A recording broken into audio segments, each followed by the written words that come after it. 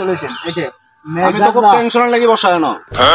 হ্যাঁ আমি টেনশনে বসা, কালকা যে বৃষ্টি আসছে আজকার ঘটনা হইলো আরো কালকার থেকে গতি বাড়ায় বৃষ্টি আসবে। তবে এই কুড়িয়াত্তর তো থানার মাঝে আজকাল যে বৃষ্টি আসবে এটা গাছপালা দা তো সব উড়াই লাগবে।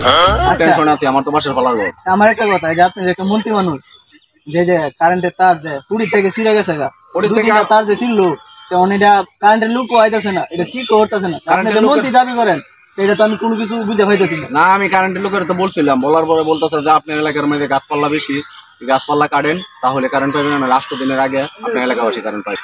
আপনি যে মন্ত্রী মানুষ তাদের মানে তারা তো আপনার কথা শুনতেছে না।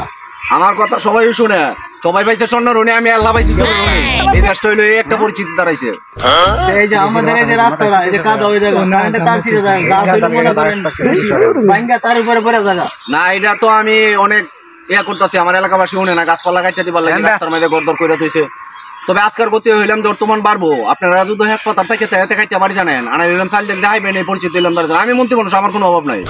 আমি একজন সাংবাদিক মানুষ, আমাদের ঘরে মানে ফলোট করছে অনেক পিলার ভাঙ্গে গেছে গা বৃষ্টি তুমানে বাতাসে, অনেক আমরা কেমনে কি করুম? কেমনে কি করবেন আপনারা এলাকাবাসী আছেন, আমরা ধরো আসেন, আসলে আমরা এটা উদ্যোগ নিব কি করা যায় এটা।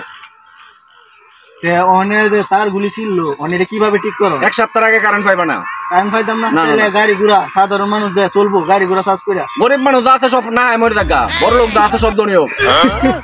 আচ্ছা এটা তো বুঝলাম, মানে সাধারণ মানুষ যারা আছে দিন না দিন এরা কি অবস্থা না, এর ঘর চাল থাকলে এর তেল হয়ে থাকে, এরা কাম হতো না, এই কারণে এরা কারেন্ট করে দেওয়ার দরকার নাই। না না না, এরা দুলিয়া চাল থাকলে আর কামো দিতাম না। তাহলে আমরা কি করুম? এরা গরিব দুনিয়া যা আছে সবাই কাম কাজ করে হাইতে হইব, কাম কাজ করতে হইব।